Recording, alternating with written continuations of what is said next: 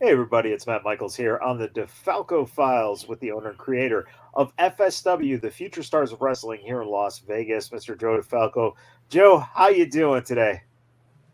Well, I am recovering from my golf outing yesterday. So, we were talking a little bit about this.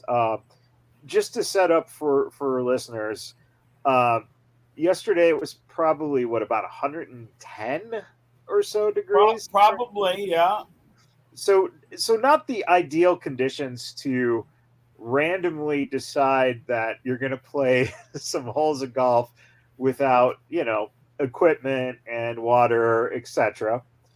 But it's been a long time, so give the listeners a little bit of the story of how you ended up golfing 11 holes yesterday. Well, I decided on Sunday I was going to go hit some golf balls. It got too late. So Monday, the wife works graveyard, so she went to sleep at like 1:30. I got bad beaten in my online poker, so I'm like, yeah, I'm going to go hit some golf balls. It was probably like 3, 4 o'clock.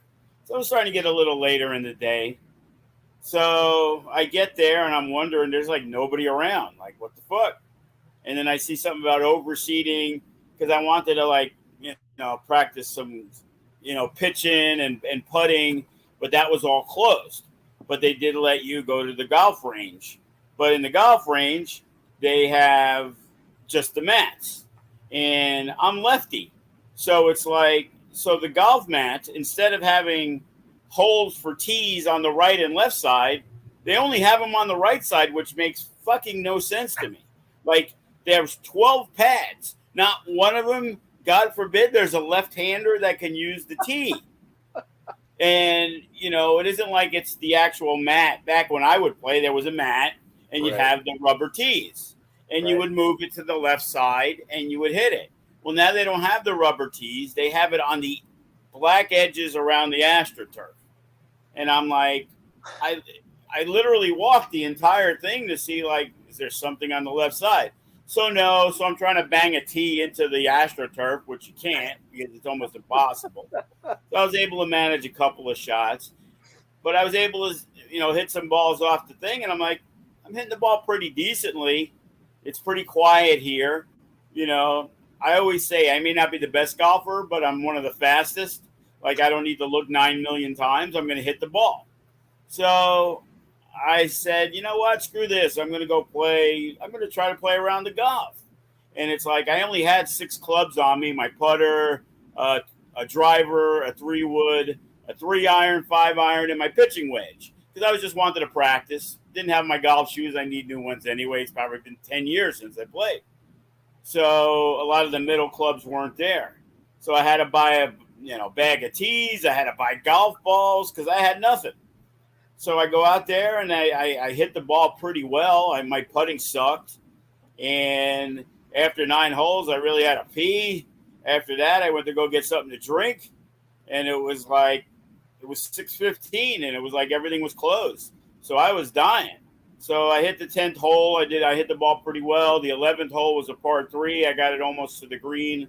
I was just short, 3 putted, and I'm like, that's enough for me. If I go any further and I have a heart attack, nobody's going to find me till tomorrow. So I'm dying over here. Dry mouth, no hat, 107, whatever it is. So I'm like, you know what? I got 11 holes. I hit the ball pretty well. I'm happy with that first outing. I am going home to drink a half a gallon of lemonade. And from this My one, diabetes thanked me for that too. yeah, that's true, huh? So instead of having a heart attack, I was about ready to have diabetic coma. So it was one of the two. You go from extreme dehydration to extreme sugar spike. I'll tell you what, Holy, it was good though, man. That raspberry, thumbs up to that Simply Lemonade raspberry lemonade. that's pretty. Yeah, I gotta say, man, I, it's good. yeah, I bypassed my 0 grams of sugar in my buy drink for probably about 112 grams of sugar for the half gallon. But All It was all, enjoyable. all natural, all pure. You can't go wrong because you know what Yeah. you're putting in your body. But you know what? 11 holes, that's admirable, especially in that heat and not being prepared, not planning it. But after those 11 holes now, who are you ready to take on? Well, I see my trainer, Kenny King. I didn't know he was a golf advocate there, but he lived in Florida, a lot of golf courses there. So obviously, and in Vegas. So, you know, we may, I need to get a little better though if I'm going to play for knocking down his rate because he's gotten pretty high. So it's like maybe I can get some back on the back end. Well, you could, practice up a little bit, hype it up, and maybe you could do a charity tournament between you and Kenny. Uh, you know, I want to wait. I want to become good enough so when Booker T comes out, I know Booker T is a massive golf guy. So that's the main thing. It's like you go there and then it's like, man, I don't want to hit like ground balls to second base and hook it 3 holes to the other side. That's kind of embarrassing. So it's right. like I was happy hitting the ball by myself, doing my thing. One thing I've learned from not playing in 10 years that when I hit a ball really good, it doesn't go as far as it used to go. I'll tell you that. I'm like, man, because I would ask, I go to the driving range and I'm like, hey, how far is that pole there? Oh, that's like 150. And I'm like, oh, I'm smoking it past that hole. You know what I mean? And it's like uphill. So it's really like 250. And then you go there and it's like, you go on the hole and it's like it's 300 yards. And it's like, oh, man, I just smoked it. And it's like, I still got like 150 yards to go. What the fuck? Well, what's the saying? You get better with age. So you're getting better with age, just not farther. I might have to play off the girls' tees, Hey. And now we can find you a good woman opponent too. So we get battle of the sexes. Battle of the sexes, Joe. There you go. I've always would be cool to have a either an FSW poker tournament. Ooh. I know Disco Inferno would be down for that. Yeah.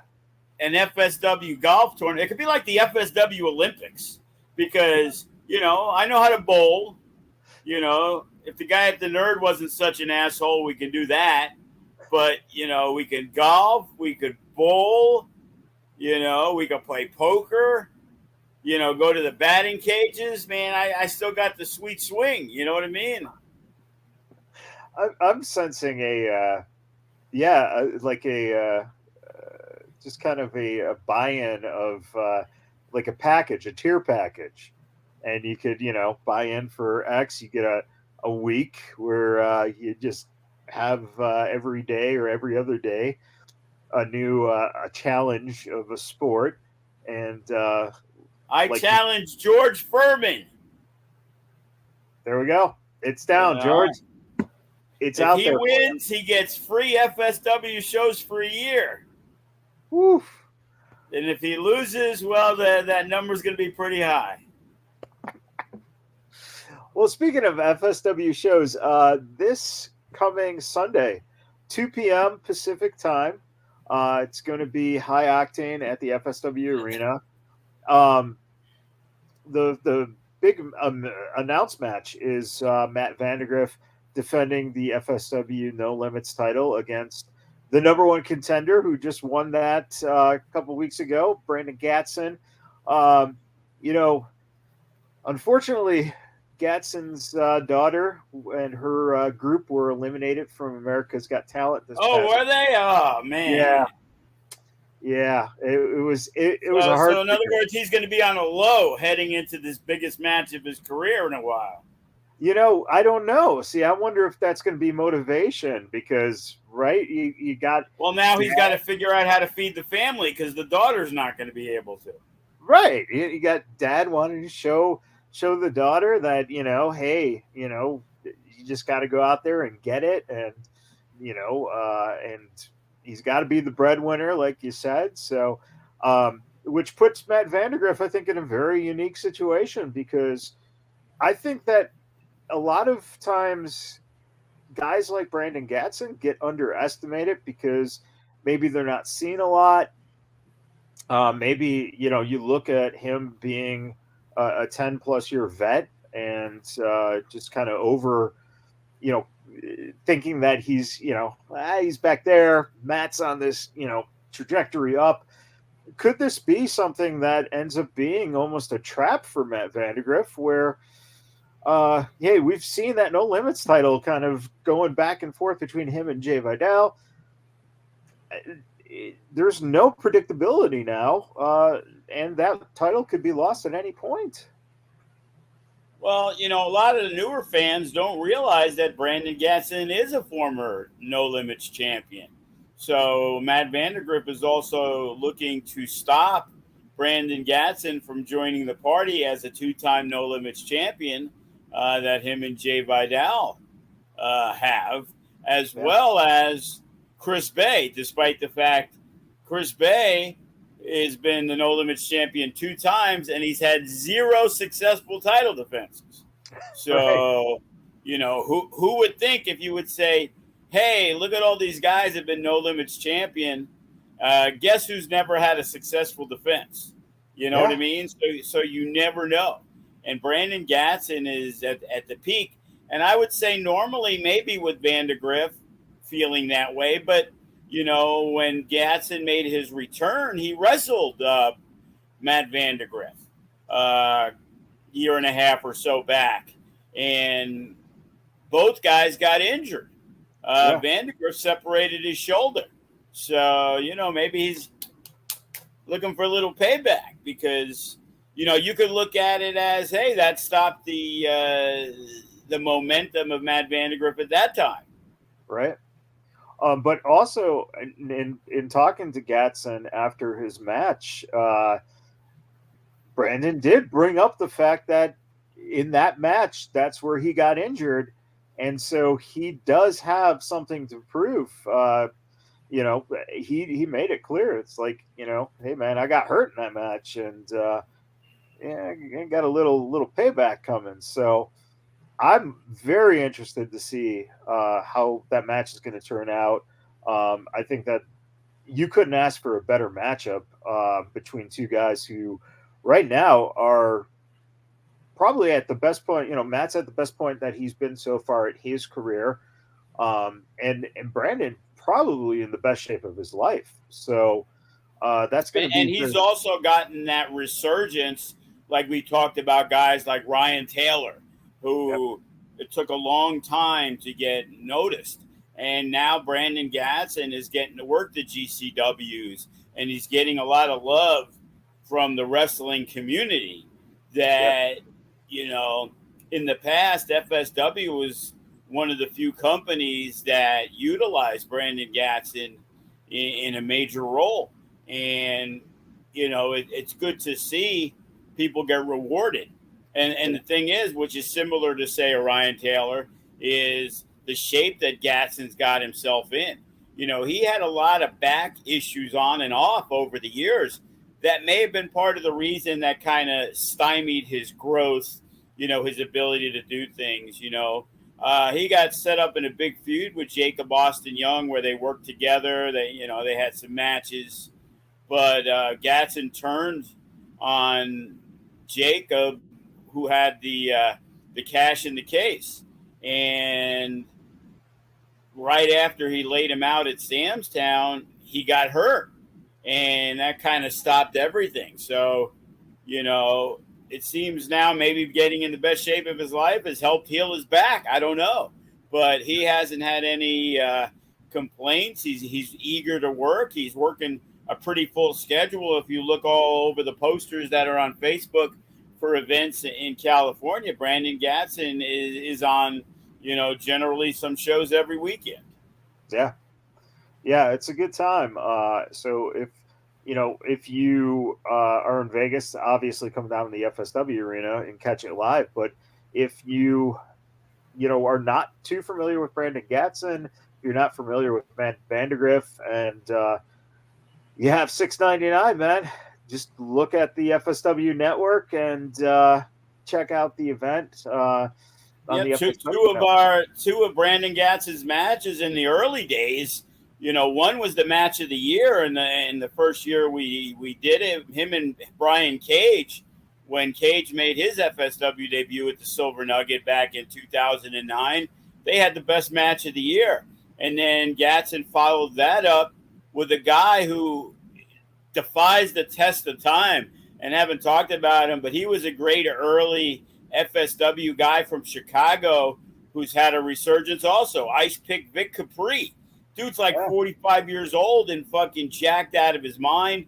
He knew Modest from the King of the Indies back, in the late 90s. And now we're talking 2022, and he's winning championships. And I swear, looking at him, like he's a vampire. This dude does not age. He is in the same. He looks exactly the same, and he was in great shape before, and he's even in better shape now. And Vic Capri's another guy who was on our, who was able to get out here. And we had some super names back then, but I remember Gatson and Vic Capri and Bryce Harrison. They were all kind of doing things together back in the day. And, it's good to see that, in the old days, 40, it was time to put you out to pasture. Yeah. And nowadays, 40 is the new 25. Yeah. I mean, and, if you're guys like, Sting at 62, 63, whatever he is right now, you see that, and you see them, doing it on national TV. I think that's inspired a lot of the guys who, have, and of course, the technology and medicine and everything, and being able to take care of yourself nutrition wise. It's a different game than it was.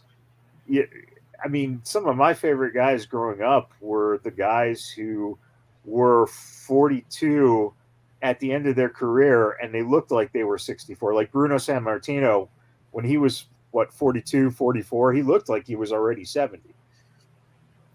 Well, back in those days, he used to wrestle like 7 to 8 times a week. True. But just the aging in general, it's very interesting. And now, with the way that guys can bounce back from injury too, which is but between the nutriment, the nutrients, the nutrition, and the supplements, it's amazing how nowadays, guys in their late 40s, early 50s are at the top of their game. Look at Chris Jericho. Everybody, look at Jericho. He can cut a promo, but he's fat. He's out of shape. And then 3 months later, the dude was fucking in amazing shape again. So, you want to put the work in, you're going to get it done. If you don't put the work in, some people are content, being a legend and, wearing the t-shirt, while others, look at Chris Masters. Yeah. Just worked the NWA show. And he is a guy who's in his early 40s and no different. Looks like he's 27, 28 back in the old days. He's a better worker now than he was when he first started because he didn't know anything. He was kind of thrown into the mix early. Do the full Nelson or whatever, the master lock. Yeah. But not the ability to really work matches. And over the test of time, I guarantee a lot of people would say, hey, if you look back, which of these guys wouldn't be doing anything 15 years later? And Chris Masters, along with his personality of, he's a stoner dude, like smoking the weed, he isn't considered that type of guy, the old school. He's about the business. but you sit and talk with him, and he's 1,000% with the business. Right. And now, Yeah. 15 years later, even though I'm not a huge fan of the NWA and what they're doing, he's still a marquee player. He could be a marquee player anywhere. He was on Impact a few years back, and he left because of some issues that he had with management, which unfortunately seems to be the norm with a good amount of people. So we know our good buddy Cross has no interest in going back, and he's mainly stated that on numerous occasions. Yeah. And it's very interesting to see too that pool that it gives you as a promoter. Did you think? Let me ask you this way: back when you started FSW, was there anyone out there who was at an older age, let's say mid 40s to early 50s, that you considered using, but for whatever reason it didn't work out? Were there people that you were interested in back then that you consider nowadays, like you said, still in a viable age range, but back then it was considered, hey, you're kind of over the hill? Well, being that he was local and he helped train guys and he was one of our trainers for a while, Disco Inferno was a guy in his early 40s that was in really good shape. His cardio, everything about him was like, man, this guy's in better shape than he was in his WCW heyday, And it's funny, Disco loves to antagonize and irritate.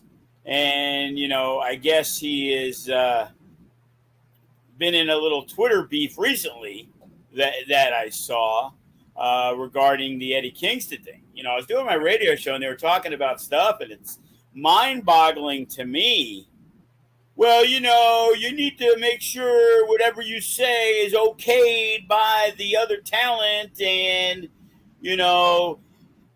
what kills me is, since Sammy Guevara never asked the fat guy who's Eddie Kingston, who happens to be overweight, Kevin Owens, some of these guys are bigger. Since he didn't ask him if it was okay to talk about his weight, he shouldn't have talked about his weight. And then Sammy Guevara's got to release a statement about it. And Eddie Kingston's got to release a statement to leave the guy alone. I acted irrationally.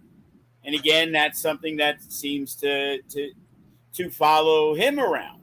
As talented as he is, it's like, it was always, in this business, you need tough skin.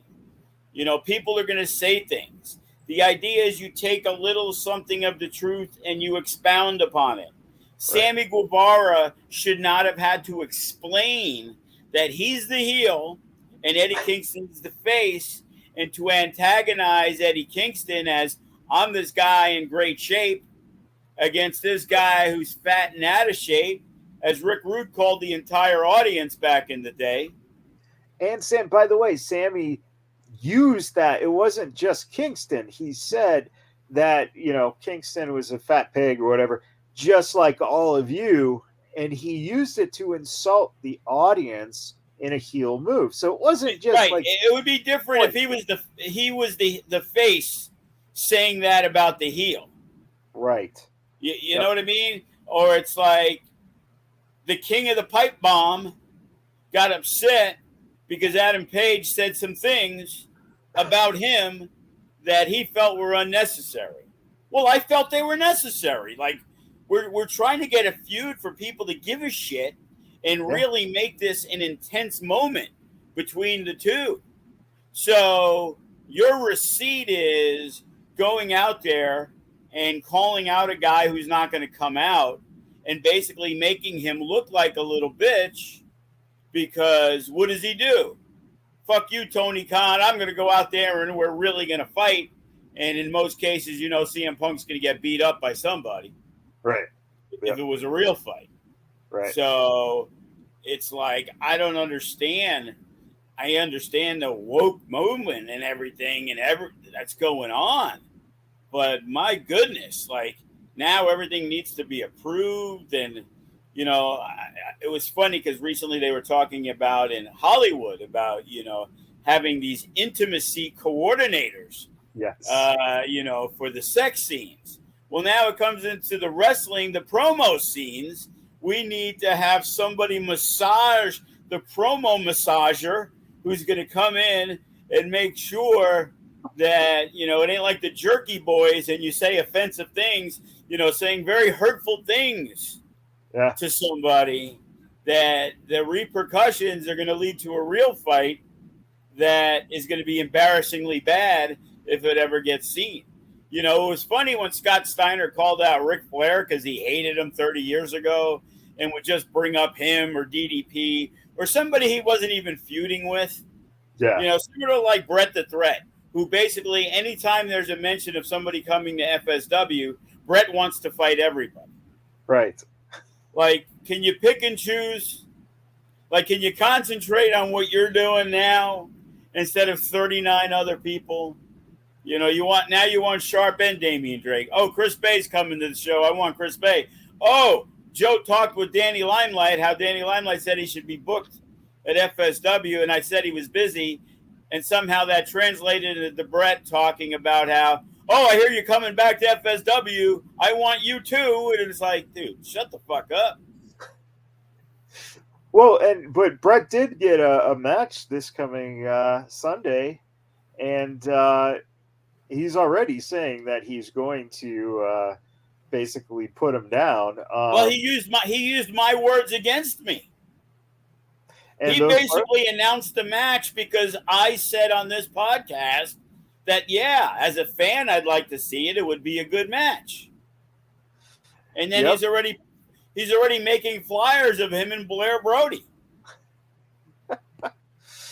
Well, you know, it's going to be a good match. I assume that those two are going to bring it against each other, especially because Blair Brody has a little bit to prove because of the way Bret has approached this. And like you said, Bret did also mention that Chris Bay is back, and you know, I expect Bret would probably off script just go and interrupt Bay doing a promo. Maybe he wants to have a handicap match against Bay and Blair Brody because he thinks he's that good. Well, you know, listen, he's on a roll, man. And there you go, Chris Bay and Blair Brody, the Killer Bees, brother.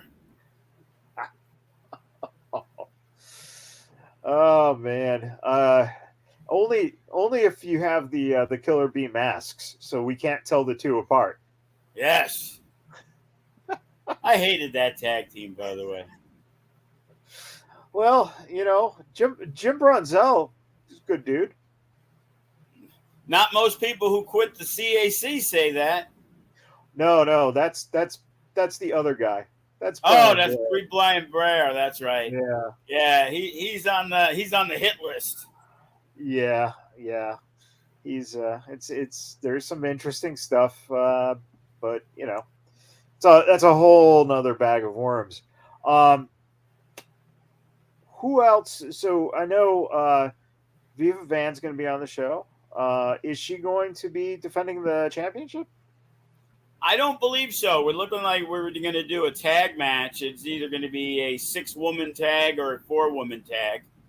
As of right now, I know Milo and Viva will be on one side.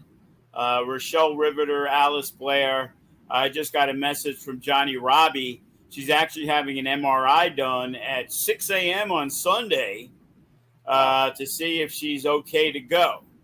So we're going to see. And then, unfortunately, one of the other females, Gypsy Mac, she got injured a little bit, so she won't be able to be there. So we're figuring out what we're going to do. It might be a straight tag, but if Johnny Robbie's there, obviously we are going to figure out how to incorporate her. But we just added a trios match coming off their victory at Survival of the Fittest, Sky High and Bodie. Okay.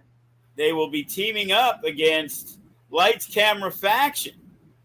Whoa. In the 6-man tag. So, a lot of interesting things there. The faction, the tag team considered to be maybe the number one contender for the tag belts, and Sky High is kind of right in that mix. So a victory from Sky High will kind of cloud the picture, even though TBD has defeated Sky High in the past. Yeah. That's very, very interesting. And, the faction's been on a roll. Are we going to see, is it going to be Fresco, Watson, and Braxton? Or is it going to be Ice? It's going to be Ice, Fresco, and Braxton. Wow. All right. So Watson unavailable. He is unavailable. Yeah. He messaged me. So he's unavailable. Manny Lemons is making his return. Really? To FSW. Yes. He will be going 1-on-1 with Clutch. Wow. That's cool. That's a great match. And yes, we have the card kind of set. After he got his bag stolen at the number one contender match, Jordan Oasis will go 1-on-1 with the returning Cameron Gates, who showed a lot of promise. Yeah, I was really now. How familiar were you with Cameron Gates before you booked him for that match? None whatsoever. I heard of the name, didn't know really anything about him. I messaged my No Limits connoisseurs, Matt Vandergriff and Jay Vidal, separately, of course, and asked them about some people. And Jay Vidal highly recommended Cameron Gates. So when things kind of fell through with some of the other guys, it was time to reach out. Let's get some new blood in the FSW. And he was eager to make an appearance and show his skill set. And, I think he's a good addition. He has a different look than a lot of the other guys. He moves around, he's a nice fresh face. Jordan Cruz also returning to FSW. And Cutthroat Cody and Jacob Austin Young will be on hand. And right now, Cutthroat Cody has requested some mic time, like usual. And, he has some things he needs to discuss. He's had a couple of outbursts, I guess you can say, over the last couple of months. Yeah. And he is going to address some situations. So, we'll see where that lies. So, a lot of good action, man. A special Sunday 2:00 start. And I'll be 100% honest with you. If I knew All Out was running that day, I wouldn't have ran. We were trying to base it around Chris Bay's schedule. And he was working APW on the 3rd. So the 4th made sense because I didn't think anything was going on. Usually those pay-per-views are at the end of the month. Right. And then it was like, hey, by the way, Joe, and that's from our regular fans who, our regular fans are big AEW fans. So it's like, we're looking, we haven't really got enough responses. I'm more than willing to host the AEW All Out as an after party to the wrestling show. But, it's got to make sense. If 3 people want to come watch it, it's kind of pointless. But if we can get 20, 30 people that want to sit in, we'll have some beverages and some snacks for people. They can watch it on the big screen and the 3 or 4 other screens around the room. Love to do it. Yeah, so contact Joe if you've seen his posts on Facebook or you have his email address. Just hit him up and try to get some people together here to watch that pay-per-view afterwards. All our poor students will come and watch for free, But the idea is to try to get some fans there, Well, hey, you know what? That's the incentive, fans. If you watch the pay-per-view you get to sit next to your favorite new student in FSW's training classes. So who knows? Maybe Brett the Threat and the Suavecitos will be on hand to watch the show and talk about how, yeah, the Young Bucks and FTR, they're all right, but man, if we were in there, what a banger it would be. well, I think they would feel that they should be the ones in the 3-man tag tournament to win the belts there at AEW. Speaking of Suavecitos, how's Danny doing after the nose injury? I haven't talked or heard from him since, so I'm doing great since his injury. So that's the key. The key is he has to get something smashed, and then you're good for 2 weeks, 3 weeks.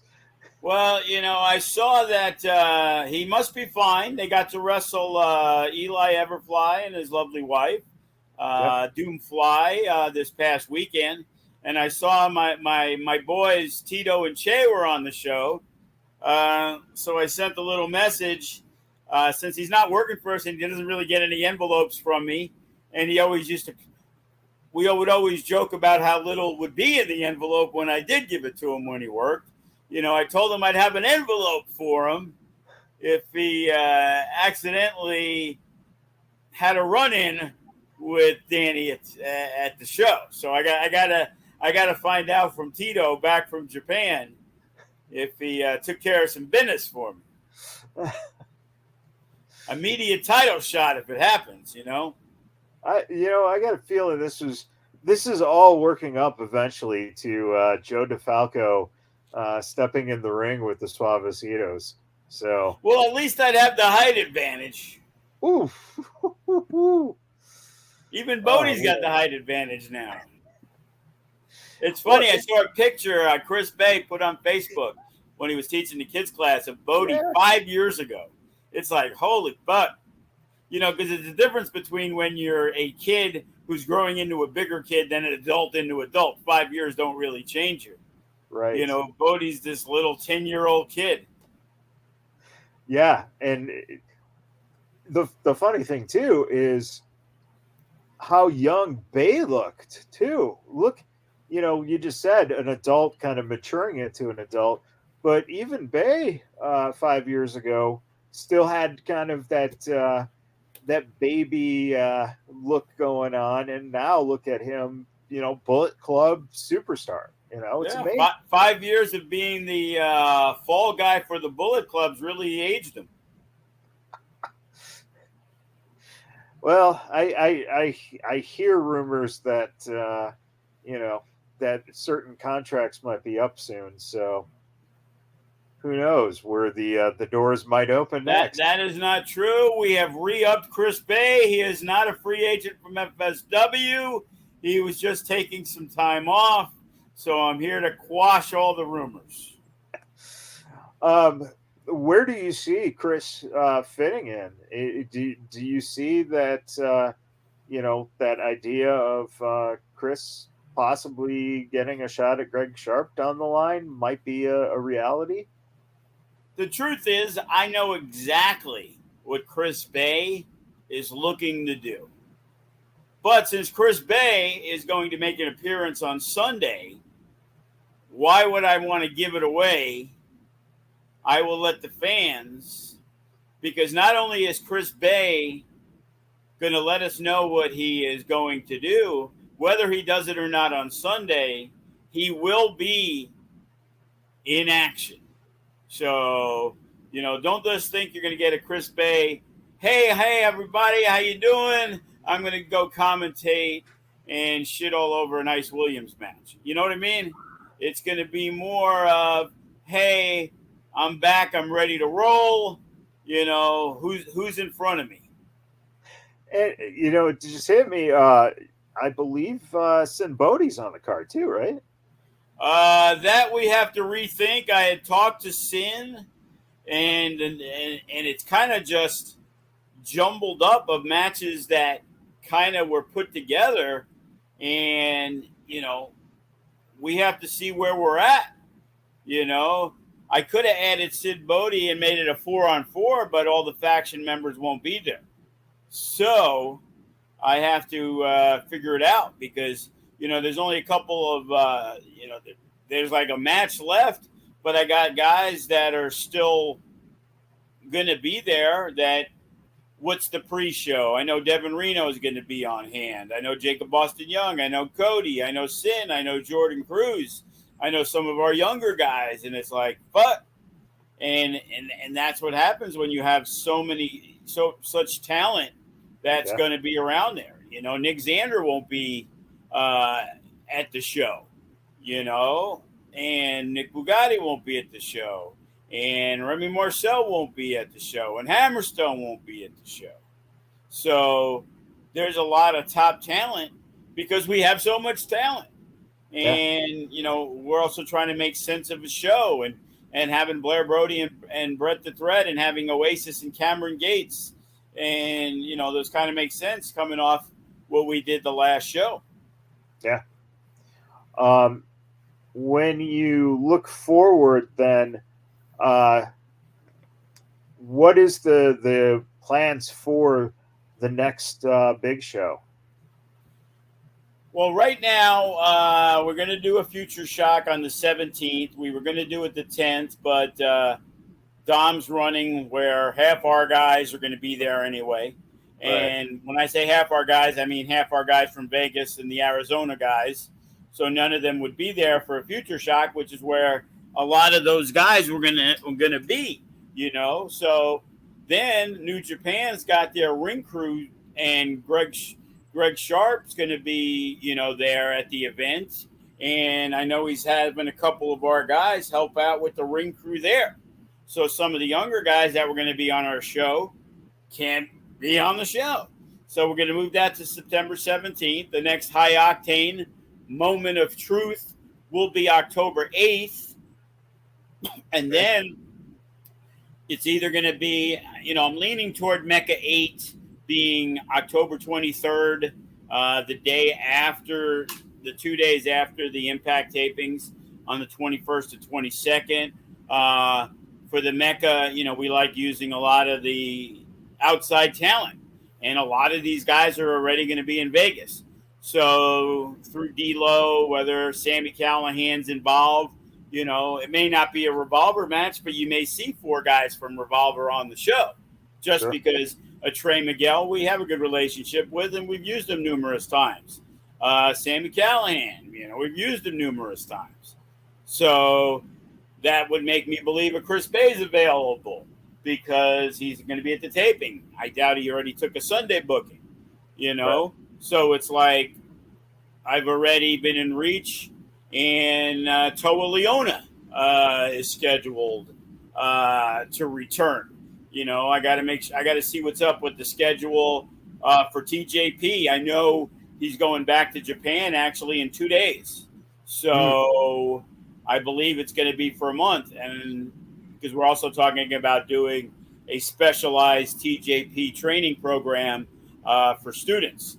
So totally separate from the FSW training facility and coming in during the week. This is going to be a specialized, you know, 2 to 3 day a week with TJP and probably some guest trainers if he's unable to be there. But it'll be a set price. It'll be X amount of weeks, and it'll really be more for the beginners and intermediates. Wow, that's a great opportunity. Keep your ears peeled for that, because that's you can't ask for a better person to again learn from. You know, you did say Impact. We know Impact Wrestling, of course, has one Eddie Edwards. Could we possibly see you book maybe Eddie and his pal there, and we get the Wolves on a Mecca? It's definitely a possibility. You know what I mean? It's Eddie Davey's a guy that we have used frequently over the last 6 months. So using him is a no-brainer. And with Eddie being there, putting together a Wolves match in Mecca, maybe versus, one of the other best tag teams around. Again, it's about the Mecca's about expanding the brand. As much as I like our tag teams, the Mecca is more for matchups, the Wrestle Circus of the days, the PWGs, where it's like, holy shit, it's going to be the Wolves versus FTR. You know what I mean? It's like we put together that match, people are going to give a shit, And when you're on Fight TV, you're not worried about just people coming to Vegas to see the show. But with Impact around, they may not have a huge fan base, but there will be people coming in from Arizona and California. And if they get to see a third show, similar to how we did it with Ring of Honor, now all of a sudden we got the monster matchup. Are we going to crown a new Mecca Grand Champion? We have Chris Bay there. Trey Miguel, Ace Austin, and Moose. Yeah, that's true.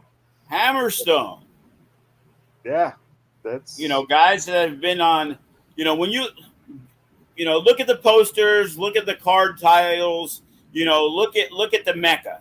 In a lot of cases, we used guys more than one time because we had a good relationship with them. We liked them. Willie Mack, for example, he lives in town. He just wrestled at the AEW weekend shows that we did, the Collective.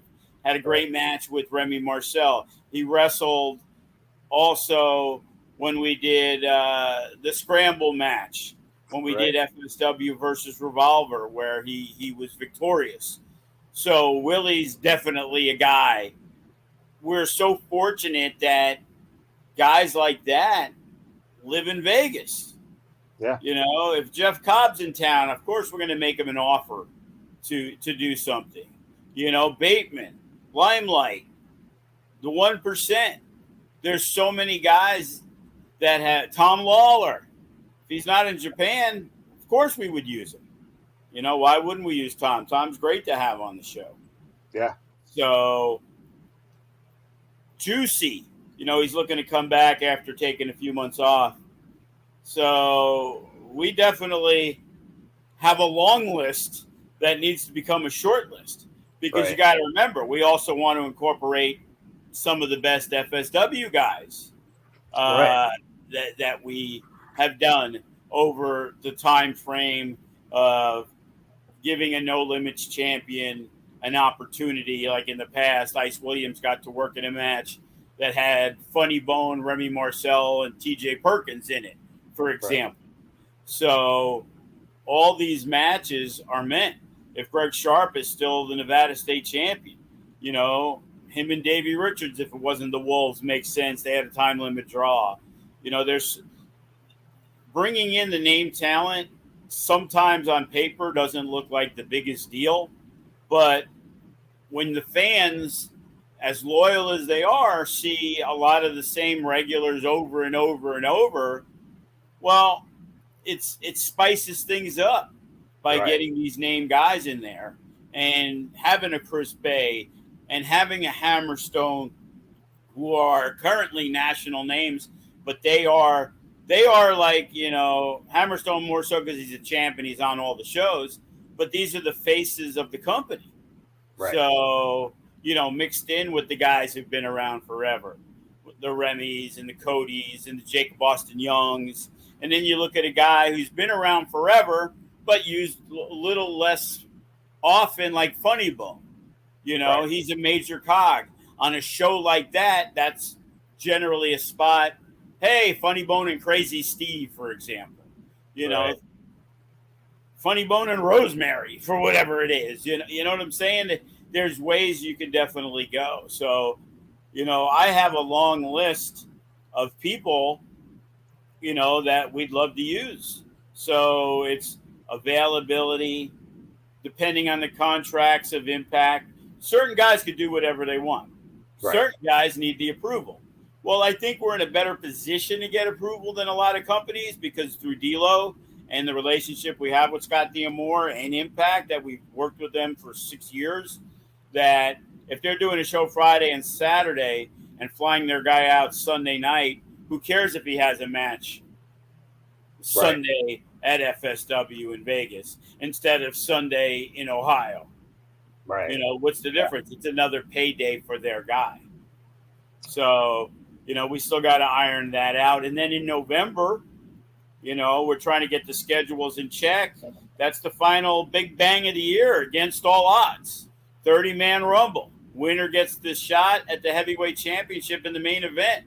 And I've already talked to some mainstays from FSW that haven't been around, some new faces that we would like to incorporate. I really would love this to be the year of the surprise of the Rumble. Nice. What's better than all of a sudden, like, oh shit, it's Rey Mysterio at the Rumble. Oh shit, it's AJ Styles. Right. Now, obviously, we're not going to get those guys, but it's like, oh shit, here's this ex-WWE guy, or oh shit, it's Bray Wyatt at number 30. I can't believe it. I would love to see that happen, and I want to know how much how much you won on the poker machine that that made that possible. Oh, well, it hasn't happened recently, but it would sure have to be. Yeah. And when you're looking here, at those plans for November, how far out do you start really kind of mapping out the road to that, especially if you do have Mecca kind of in the middle of that process? Well, it throws a wrench in everything. Yeah. Because the continuity stops for that show to then have to, regenerate the momentum for the November. But the thing about a Rumble is that's kind of the start of things, in a lot of cases. No Escape kind of finishes things off, which is in January. But in November, we can create whatever we want based off the Rumble stuff. So now all of a sudden there's new feuds. Who tossed this guy, which led to something down the line. So in the back of my mind for November, I'm thinking about where I'm looking at for the cage matches. Gotcha. Because generally we're going to do 2 or 3 cage matches. So is it going to be the heavyweight championship? Is it going to be the no limits? Is there a blood feud like there was with Vandegrift and Damian Drake? Right. And you got to figure all that out. But everything leads into the Rumble. It's like, okay, is this guy coming back? Is he going to be back just for this? Or is he looking to get back in on a regular basis? There's guys that I'm holding off that we haven't seen. And I was thinking about using them, and then it was like, you know what? Maybe we just wait because it becomes a bigger surprise. People get a bigger pop when you haven't seen a guy for 6 months. Right. And it's like, because this is a little different than WWE. This guy's a free agent. It looks like he's going to sign with AEW. Well, here, guys work all over the place. And sometimes people that we think are regulars are not regulars only because of one thing, and that's scheduling. Right. Chris Bay is based on schedule. We will use him as often as we can. Kenny King. The last 2 main shows we did, New Japan ran the same day. So we couldn't use certain individuals like a Bateman or a Danny Limelight that we were looking to use on a more frequent basis. Or if GCW's running, a lot of times, those guys are already booked there, and they're going to work for a company that, they get flown to all parts of the world, Great to see guys like, Jordan Oliver, Nick Wayne, that whole crew getting flown to Japan. We were going to do a show here together on the 24th. GCW was scheduled to come back. because they were in LA on the 23rd. Right. And we were setting it up. I'd gotten the Nugget on hold for the 24th. And then when I hit up Brett, it was like, hey, sorry, Joe. We have a show the 26th. We got to get from, they can't go from LA to Vegas, back to LA to fly to Japan. So the show's over. They're pretty much flying that night right out to Japan. So they have a day or two to, relax, get the jet lag off of them, because they got 2 shows in a row and then they got like 5 days off and then they're running a third. Jesus. Man, how would you like to have that problem? I can't even get past 11 holes of golf and I'm in a fucking cart, bro. Imagine if I had to walk it. I'd be done by hole 4.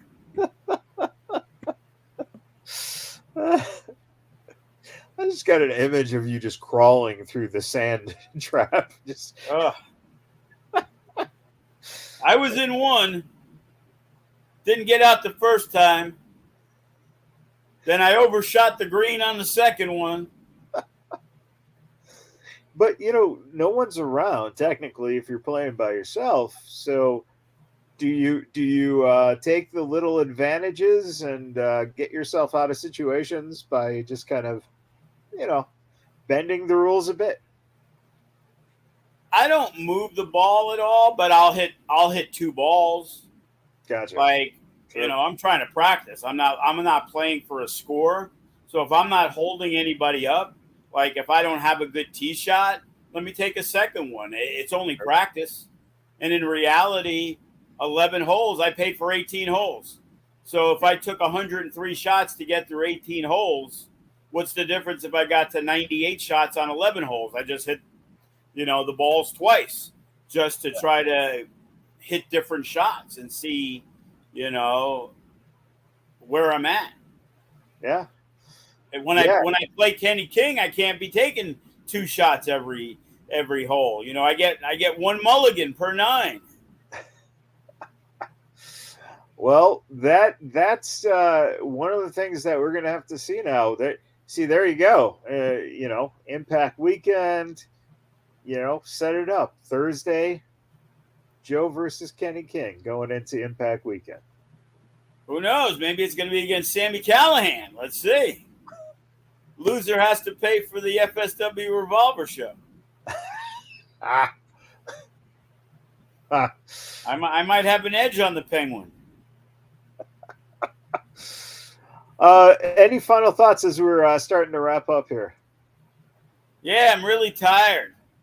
I didn't realize playing golf. Man, I'll get in a lot better shape playing golf 3 days a week again. Let me tell you that. No doubt about it. Now we got a great show on Sunday. Unfortunately, as I said, it's an early time. It's really hot. People who want to have their all-out parties, they're going to be there. So, unfortunately, as good a card it is, I don't expect to see as many people as we did at the last High Octane show, which is disappointing. Hopefully we can get there. But, Vander Griffin Gatson and Chris Bay and seeing 2 upstarts that are like, maybe future champions down the line, Brett the Thread and Blair Brody, the Faction and Sky High and Bodie, that should be a lot of fun. First time ever, we're going to have, 5 or 6 women wrestlers on one show. Yeah. So, if Johnny Robbie is able to go, she is, someone who is getting a lot of momentum and getting a lot of love real quick in her career. She hasn't wrestled for that long. And I've been told, from numerous people, how talented she is. Yeah, absolutely. And, this is a great chance, too, if you're in the area, if you're in Vegas, get down there and see these guys as close as you're going to get to seeing them. That's one of the cool things about the FSW arena is getting a chance to see some of these younger talents. Cameron Gates, to me, Cameron Gates is high on my list, but so is Jordan Oasis, So is Jordan Cruz. So is Jordan Cruz. Yeah. a guy that we've used sporadically. He's the United Wrestling. He's one of the champions there.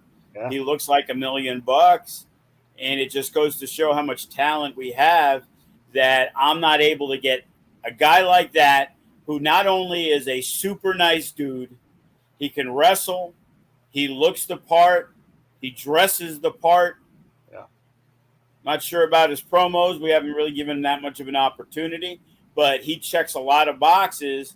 But it's still hard for me to get him on because there's so many guys. As I said, where's Graves? Where's Remy? Where's a lot of guys that we use on frequent basis that we can't fit in. We're not going to be the NWA. We're not going to do 4 pre-show matches and then a main card of 9 matches. I think they had 16 matches, they said. Yeah. And it's not only them, but it's becoming a problem just in general where you're seeing cards that are just lining up with too many matches. And it speaks a lot to all the talent that's out there nowadays, but at the same time, that's a long time to sit, especially like you said, it's Vegas, it's hot, and you got a pay-per-view kind of afterwards, potentially in the arena. So people, again, if you want to look into getting that party together, talk to Joe and see if we can get enough people to watch All Out. But it sounds like a fabulous time.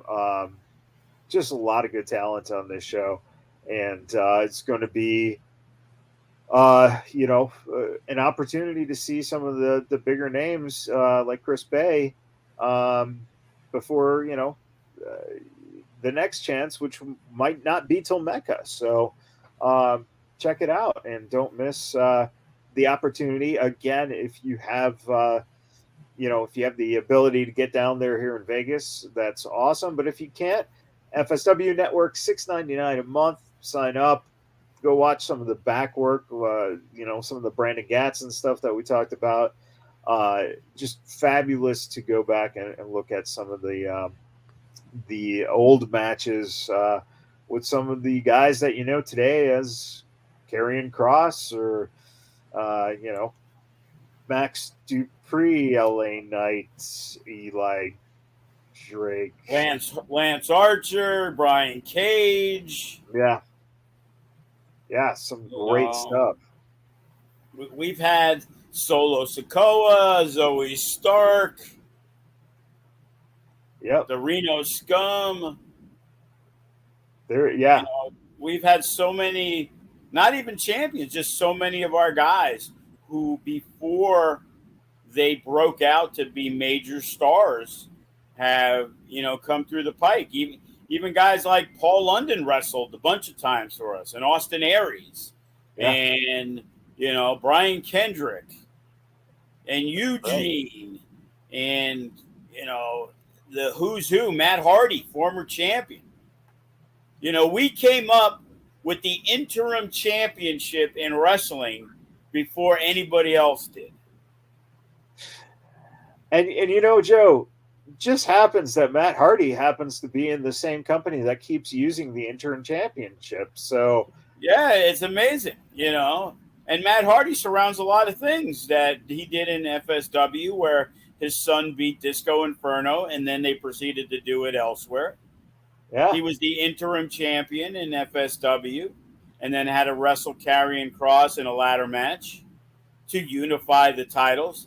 It was weird because it was a steel cage ladder match, which I don't know. I think I'm the only one who's ever done that too. Yeah, that's probably. So it was inside the cage, and you had to climb.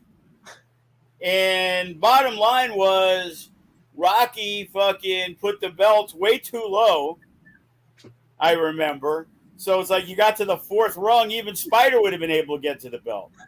And he's afraid of heights. Well, that's the thing. FSW, very innovative in thoughts. That's right. You know, we're the first. so check out the FSW network. Check out this Sunday, 2 p.m. Pacific time, the High Octane, and that is where we're going to be at for this week. And enjoy your Labor Day weekend after the show, Joe. Maybe on Well, Monday is you'll that a go out. holiday too? It's another holiday. Everything is a holiday. Yeah, but you can go out and get a couple rounds in now on a Monday. Then No, it'll suck because there'll be fucking a million people there because everybody will have off. I like playing empty courses. I don't like playing when there's 100 people there because they'll, a party of 4 in front of me will take fucking forever. Yeah. They got to address the ball. They got to look. They got, I'm not sure. I'm going to step back. I got to fully analyze this shot that they shank into the fucking woods or into a sand trap anyway. It's like, so how's that going for you? Right. Well, either way, have a great Labor Day weekend. Everyone listening and watching, same thing. Have a great Labor Day weekend. And we'll be back next week and talk over the show and what came out of the High Octane, and look forward to seeing what's next for FSW. So until then, everyone,